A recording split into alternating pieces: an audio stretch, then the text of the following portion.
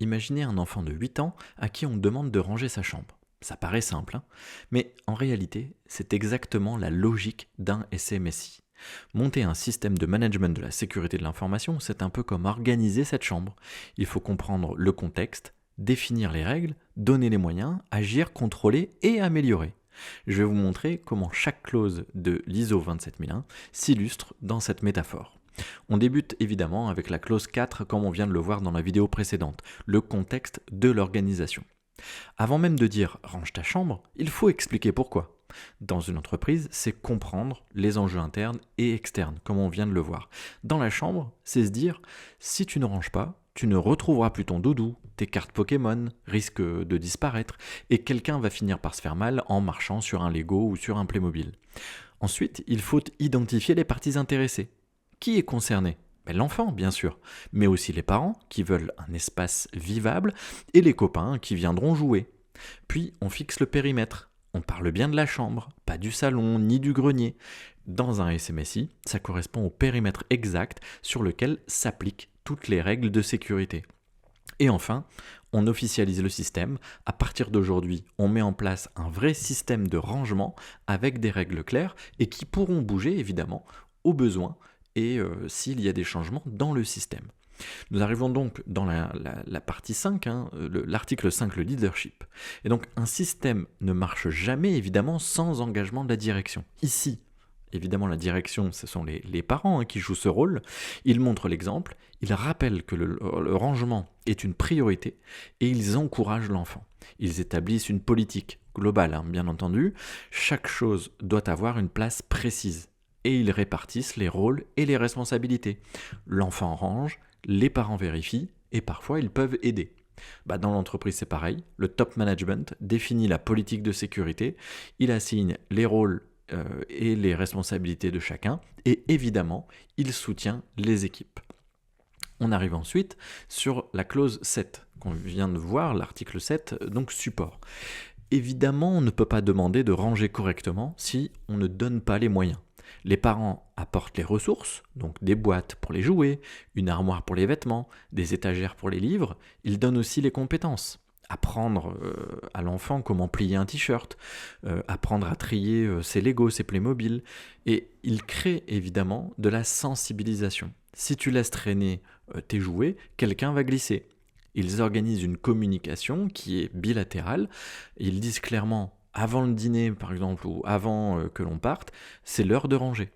Et donc on demande à l'enfant de pouvoir indiquer si lui a bien compris, de reformuler pour voir si la communication a bien été passée. Et enfin, évidemment, alors assez rapidement, mais ils établissent une documentation adaptée. La documentation adaptée, c'est quoi dans ce cas-là ?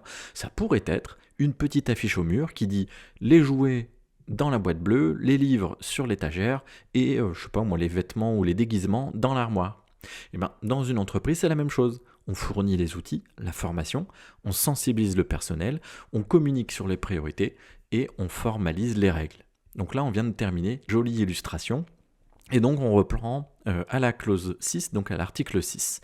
Et donc, il se passe quoi là-dedans ? Là, on est véritablement dans l'opérationnalité. On est sur la planification, on anticipe les problèmes.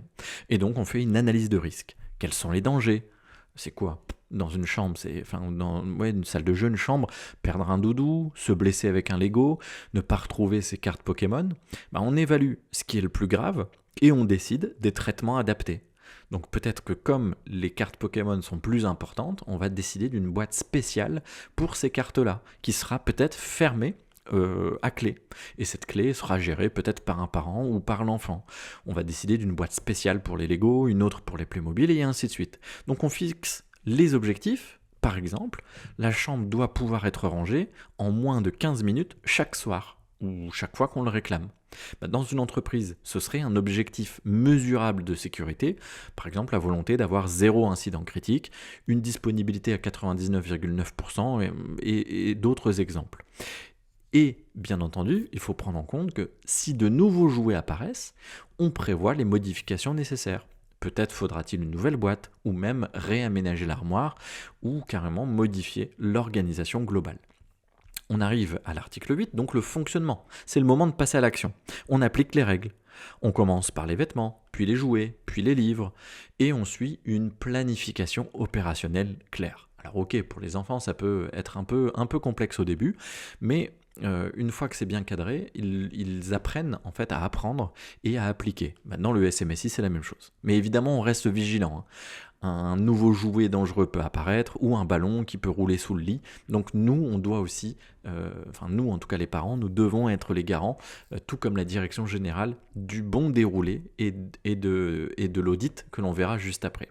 Et donc c'est bien entendu dans cet article 8 la surveillance des risques au cours de l'activité. On applique tous les traitements décidés, les Legos vont dans leur boîte, les cartes dans un classeur, les vêtements dans l'armoire. Et bien dans l'entreprise, ça correspond à la mise en œuvre des différents contrôles de sécurité au quotidien. Tous ces contrôles, toutes ces mesures de sécurité que l'on aura décidées suite à l'analyse de risque ou alors suite à l'identification de nos propres besoins par rapport à nos besoins métiers dans le 4.1 besoins et attentes de mon propre système, ou du 4.2 les besoins et les attentes de mes parties prenantes, ou alors donc comme je viens de l'évoquer, de ma gestion des risques. Et le dernier point qui ajoute des nouvelles mesures de sécurité, c'est la gestion des incidents, puisque là, on n'est plus dans les risques, on est dans les incidents, dans la réaction aux incidents. Donc on peut mettre en place de nouveaux contrôles de sécurité. Une fois donc cette partie 8 finie, on a évidemment l'article 9, évaluation de la performance. Donc maintenant, les parents vont vérifier. Les parents, ça peut être une grande sœur, un grand frère, ou en tout cas quelqu'un qui est externe à celui qui a implémenté, c'est-à-dire l'enfant qui a rangé sa chambre, et on va mettre en place du coup des indicateurs de performance. Et donc on va mesurer, est-ce que la chambre est bien rangée 5 soirs par semaine, 5 soirs sur 7. Et donc ces KPI, parfois, on pourrait décider d'une inspection surprise. L'équivalent d'un audit interne. Montre-moi où sont tes cartes Pokémon. Ou est-ce qu'elles sont bien dans la boîte prévue? Est-ce qu'elle est bien fermée à clé? Est-ce qu'on n'en retrouve pas à droite ou à gauche? Enfin, une fois par mois, on a une sorte de grande messe, une grande revue de direction, et on discute ensemble pour savoir si les règles fonctionnent. Alors peut-être faut-il acheter, encore une fois, une étagère supplémentaire ou changer l'ordre du rangement. Mais tout ça, l'enfant peut le communiquer aux parents, tout comme le RSSI pourrait le communiquer à la direction générale. Et enfin, on arrive sur l'article 10, donc l'amélioration, où là, on a bien en tête que de toute façon, un bon système ne reste jamais figé. On améliore en continu. Si la boîte des Lego déborde, on en prend une plus grande. Si les chaussettes se retrouvent toujours sous le lit, alors on crée une nouvelle règle, vérifier sous le lit avant de dormir. Et donc continuellement, on apprend de ses erreurs. C'est le cas du 10.1 et du 10.2. Et dans le SMSI, c'est exactement ça. En fait, on identifie les non-conformités, on les corrige, on fait évoluer le système pour qu'il reste efficace face aux nouveaux risques, aux nouveaux usages ou du coup aux nouveaux incidents. Et donc en conclusion ou en résumé, ce qu'on peut dire, c'est que mettre en place un SMSI, c'est exactement comme apprendre à un enfant à ranger sa chambre. On commence par expliquer le contexte et les règles, on donne les moyens, puis on planifie, on agit, on contrôle et on améliore. C'est la boucle du PDCA, le Plan, Do, Check, Act. Et ce qui paraît d'abord contraignant finit par devenir une habitude qui rend la vie plus simple, plus sûre et plus agréable pour tout le monde.